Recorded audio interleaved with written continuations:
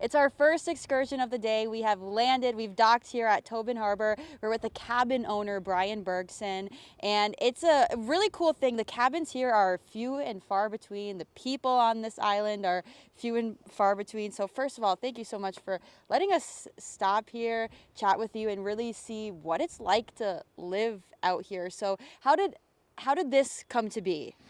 Well, my great-grandfather purchased this property from another man he was friends with because he liked the slope of the land, and he liked the way that you could have a fire out front and have a place to get out of the weather. So, And that was when? oh, that was family lore says about 1895. Wow. Okay. And so what has it taken? We can kind of start to walk toward the property. What has it taken over the years to keep this property in your family and to keep it maintained? Work. When the park came in 1939, you had to have a habitable dwelling on a piece of property in order to get a life lease. And our family, the Merritt family, had this place and then the island down in Merritt Lane across from the campground.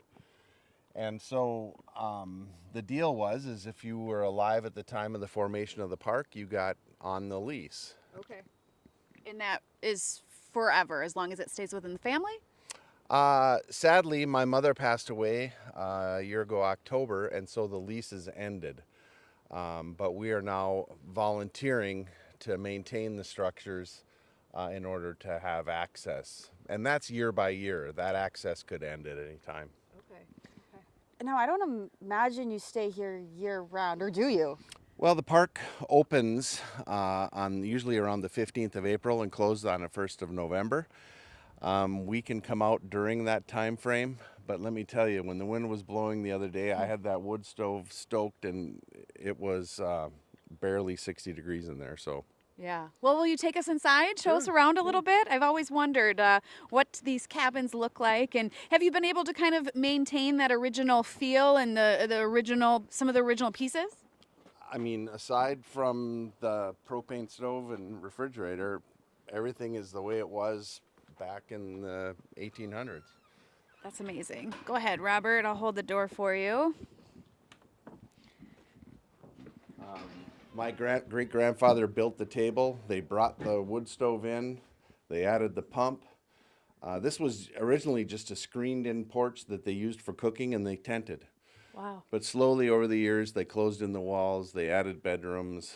But it is pretty much original. You see a bellows on the wall to help light the fire. Yeah. Is this a functioning ladder to get up to this loft? Yeah. My great-grandfather built that ladder, and every kid fights to sleep up there. I bet. Yeah. Yeah. And I can't help but notice this measuring wall here and all of the names on it. I mean, clearly a large family that has spent a lot of time here. Yeah, I mean, the Merritts was a big family. There were 7 brothers, and they all had kids, and my kids are on there. So it's just another portion of our history. What does it really mean for you to be here and to be in with all of that history? I mean, it's me. Yeah.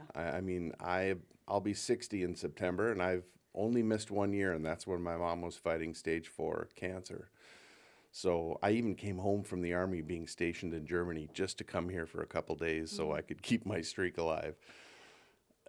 This place restores your soul. Yeah.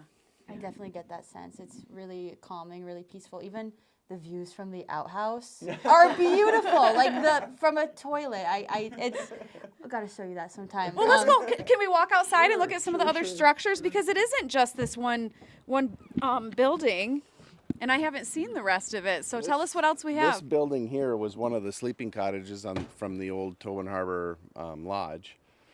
We just cut it down, floated it over, and now use it for storage. I can't help but notice all the moose poop on the ground. Do you ever just see moose right outside your front door? We've had them look right in this window, or they'll walk right by the kitchen while you're doing dishes. Yeah, look at Robert. Here's a good pile to show our viewers. It's a nice What do you see more of, moose or people? Moose. Yeah. I mean, aside from your 2 boats, I haven't seen another boat this trip. Yeah. How long are you out here right now? I've been out here 7 days, and I go home tomorrow. But I'll Okay. be back because we're gonna be doing the roof in June. Okay. This is a pretty big structure as We well. call that the Moose Manor. It's another sleeping cottage with 2 beds. And that storage building on the left was built from one of the cabins that fell over. It's not like you can go to Menards or Home Depot or Lowe's Yeah. out here. You just kind of have to scavenge. Yeah. You really have to plan ahead too for what you may need. Yeah, and we adore this place and want to take care of it. Are you all? I mean, I know there's quite a few cabins around on the island. Not a lot, but a few. Are all your families really close? Is it a kind of a community of people? Oh, absolutely. We're Yeah. like family. Yeah. And we even become family with people that just come out and camp. So Isle Royale breeds friendship because it's so remote, it's so unique, and it's so fun. Yeah. And I feel the need to share it with people because this is history. My great-grandfather discovered the Iron Range in Minnesota. Had quite a bit of money. He owned 20 islands around Isle Royale. Wow. And so this is his legacy, and we're proud to keep pushing it forward. Yeah. Well, I appreciate the tour. It's just been fantastic, and it's really special what The you have green here. waters over there, the bright blue Yes. ones over here. I mean, the landscape is incredible, and I appreciate you sharing it with us today. You're very welcome. Thank you. All right, we're going to take a break. We'll be back.